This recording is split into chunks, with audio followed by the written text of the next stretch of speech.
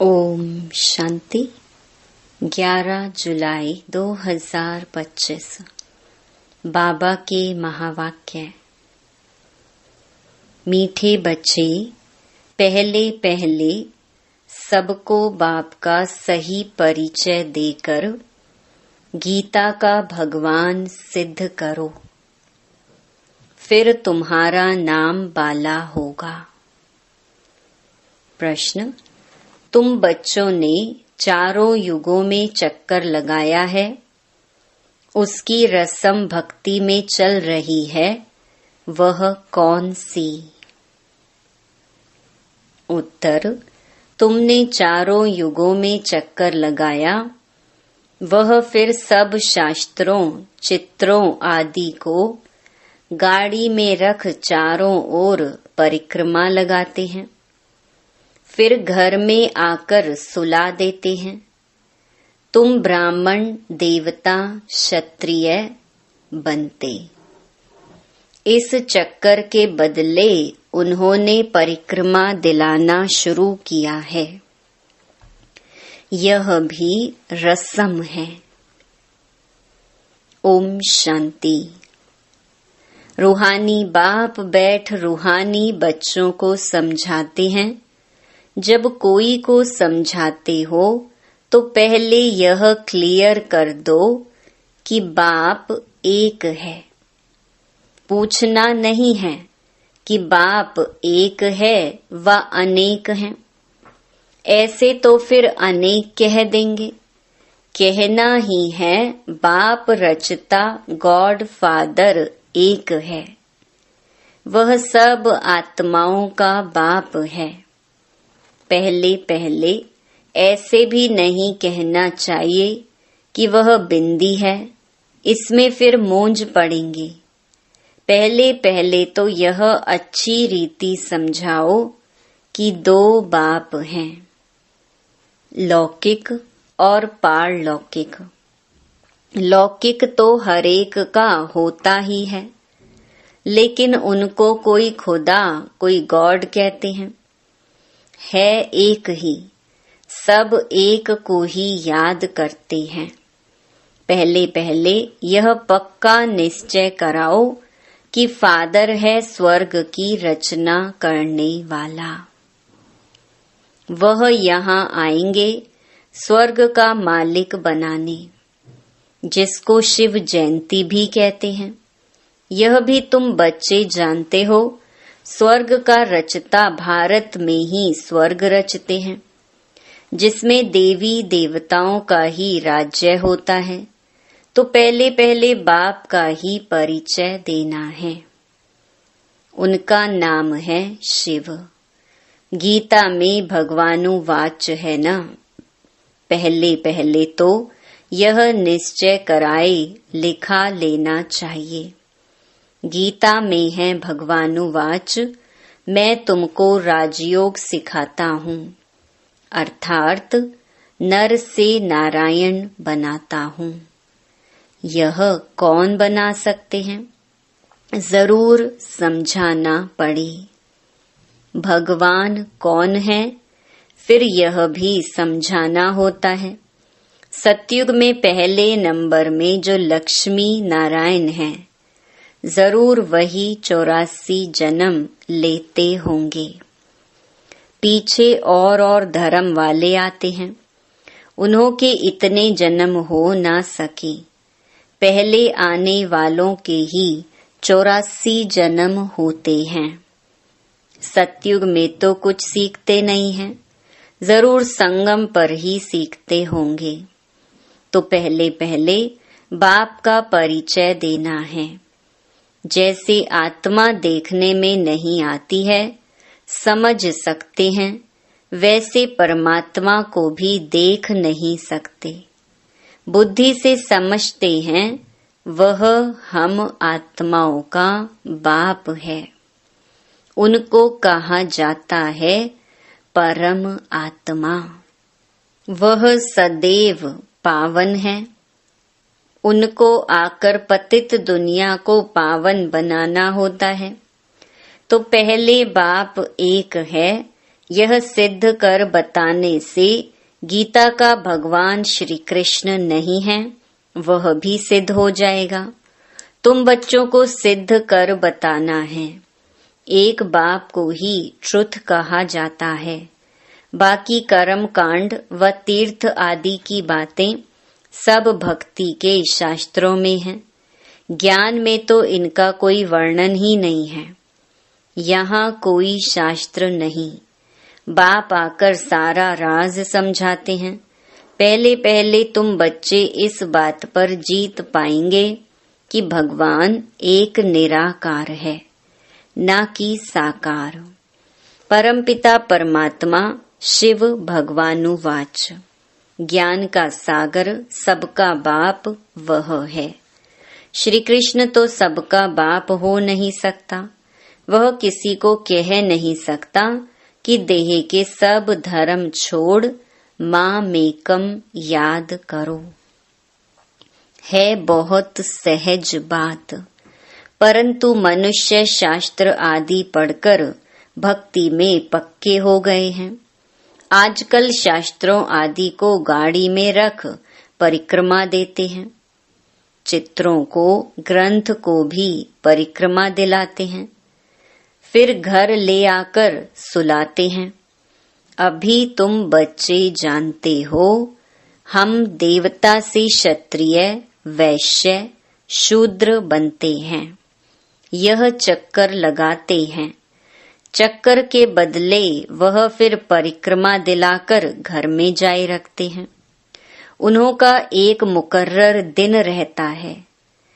जब परिक्रमा दिलाते हैं तो पहले पहले यह सिद्ध कर बताना है कि श्री कृष्ण भगवानुवाच नहीं, परंतु शिव भगवानुवाच है। शिव ही पुनर्जन्म रहित है। वह आते जरूर हैं, परंतु उनका दिव्य जन्म है। भागीरथ पर आकर सवार होते हैं, पतितों को आकर पावन बनाते हैं। रचता और रचना के आदि मध्य अंत का राज समझाते हैं, जो नॉलेज और कोई नहीं जानते हैं। बाप को आपे ही आकर अपना परिचय देना है। मुख्य बात है ही बाप के परिचय की। वही गीता का भगवान है। यह तुम सिद्ध कर बताएंगे तो तुम्हारा नाम बहुत बाला हो जाएगा। तो ऐसा पर्चा बनाकर उसमें चित्र आदि भी लगाकर फिर एरोप्लेन से गिराने चाहिए। बाप मुख्य मुख्य बातें समझाते रहते हैं। तुम्हारी मुख्य एक बात में जीत हुई तो बस तुमने जीत पाई। इसमें तुम्हारा नाम बहुत बाला हुआ है। इसमें कोई खिटपिट नहीं करेंगे। यह बड़ी क्लियर बात है। बाप कहते हैं, मैं सर्वव्यापी कैसे हो सकता हूँ? मैं तो आकर बच्चों को नॉलेज सुनाता हूँ। पुकारते भी हैं, आकर पावन बनाओ। रचता और रचना का ज्ञान सुनाओ। महिमा भी बाप की अलग, श्री कृष्ण की अलग है। ऐसे नहीं शिव बाबा आकर फिर श्री कृष्ण व नारायण बनते हैं, 84 जन्मों में आते हैं। नहीं, तुम्हारी बुद्धि सारी यह बातें समझाने में लगी रहनी चाहिए। मुख्य है ही गीता। भगवानुवाच है तो जरूर भगवान का मुख चाहिए ना। भगवान तो है निराकार। आत्मा मुख बिगर बोले कैसे? तब कहते हैं, मैं साधारण तन का आधार लेता हूँ। जो पहले लक्ष्मी नारायण बनते हैं, वही 84 जन्म लेते लेते पिछाड़ी में आते हैं, तो फिर उनके ही तन में आते हैं। श्री कृष्ण के बहुत जन्मों के अंत में आते हैं। ऐसे ऐसे विचार सागर मंथन करो कि कैसे किसको समझाएं। एक ही बात से तुम्हारा नाम बाला हो जाएगा। रचता बाप का सबको मालूम पड़ जाएगा। फिर तुम्हारे पास बहुत आएंगे, तुमको बुलाएंगे कि यहाँ आकर भाषण करो। इसीलिए पहले पहले अल्फ सिद्ध कर समझाओ। तुम बच्चे जानते हो, बाबा से हम स्वर्ग का वर्षा ले रहे हैं। बाबा हर 5000 वर्ष बाद भारत में ही भाग्यशाली रथ पर आते हैं। यह है सौभाग्यशाली जिस रथ में भगवान आकर बैठते हैं। कोई कम है क्या? भगवान इनमें बैठ बच्चों को समझाते हैं कि मैं बहुत जन्मों के अंत में इसमें प्रवेश करता हूँ। श्री कृष्ण की आत्मा का रथ है ना, वह खुद श्री कृष्ण तो नहीं है, बहुत जन्मों के अंत का है। हर जन्म में फीचर्स, ऑक्यूपेशन आदि बदलता रहता है। बहुत जन्मों के अंत में जिसमें प्रवेश करता हूँ, वह फिर श्री कृष्ण बनते हैं, आते हैं संगम युग में। हम भी बाप का बनकर बाप से वर्षा लेते हैं। बाप पढ़ाकर साथ ले जाते हैं और कोई तकलीफ की बात नहीं। बाप सिर्फ कहते हैं माँ मेकम याद करो। तो यह अच्छी रीति विचार करना चाहिए कि कैसे कैसे लिखें। यही मुख्य मिस्टेक है, जिस कारण ही भारत अनराइटियस, इररिलीजियस, इंसॉल्वेंट बना है। बाप फिर आकर राजयोग सिखलाते हैं, भारत को राइटियस, सॉल्वेंट बनाते हैं, सारी दुनिया को राइटियस बनाते हैं। उस समय सारे विश्व के मालिक तुम ही हो। कहते हैं ना, wish you long life and prosperity. बाबा आशीर्वाद नहीं देते हैं कि सदा जीते रहो। यह साधु लोग कहते हैं अमर रहो। तुम बच्चे समझते हो, अमर तो जरूर अमरपुरी में होंगे, मृत्यु लोक में फिर अमर कैसे कहेंगे?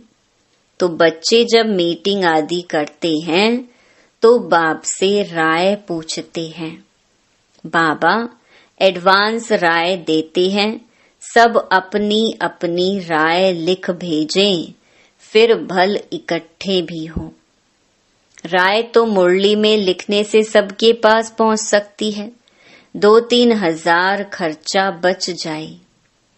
इन 2-3 हजार से तो 2-3 सेंटर खोल सकते हैं। गांव गांव में जाना चाहिए चित्र आदि लेकर। तुम बच्चों का जास्ती इंटरेस्ट सूक्ष्म वतन की बातों में नहीं होना चाहिए। ब्रह्मा, विष्णु, शंकर आदि चित्र हैं तो इस पर थोड़ा समझाया जाता है। इन्हों का बीच में थोड़ा पार्ट है। तुम जाते हो, मिलते हो, बाकी और कुछ है नहीं। इसीलिए इसमें जास्ती इंटरेस्ट नहीं लिया जाता है। यहाँ आत्मा को बुलाया जाता है, उनको दिखाते हैं।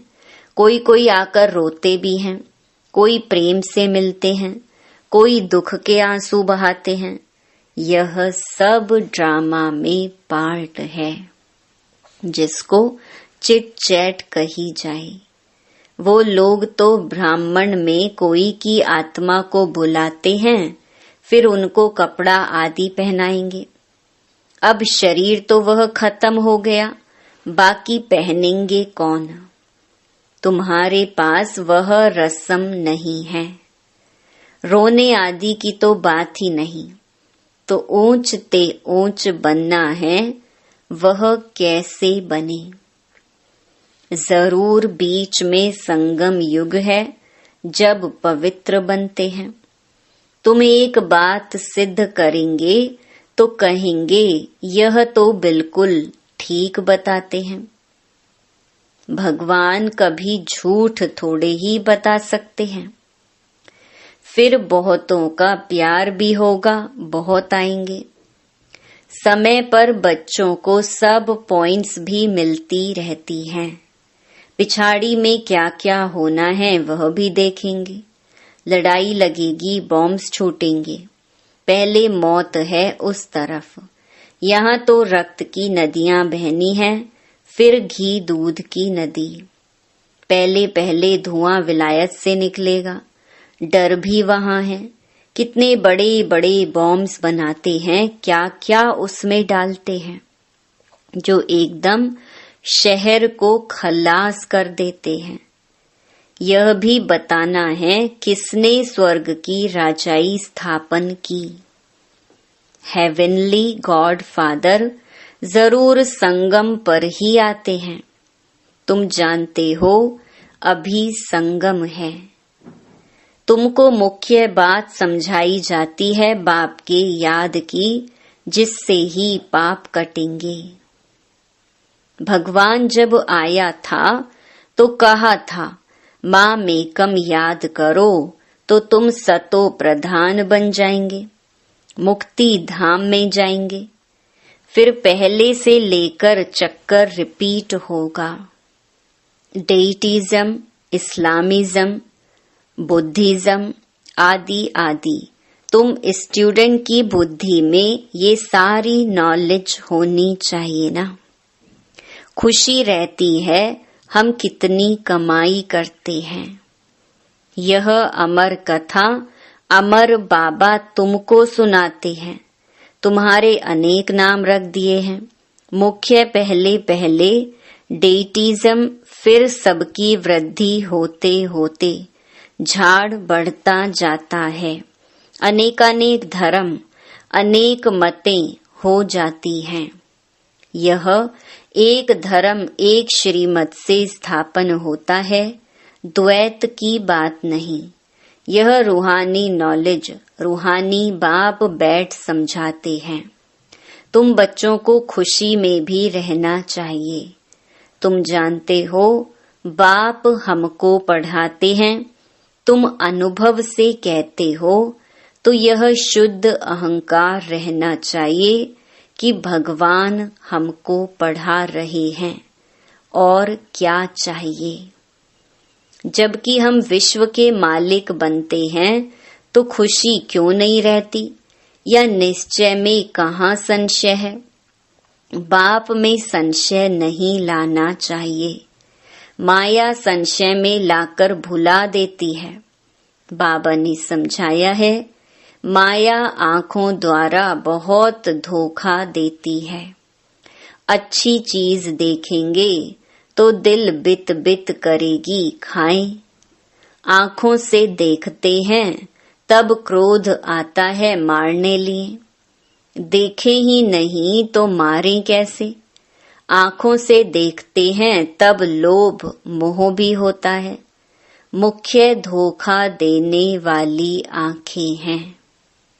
इन पर पूरी नजर रखनी चाहिए।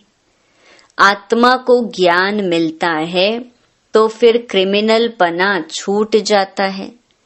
ऐसे भी नहीं है आंखों को निकाल देना है।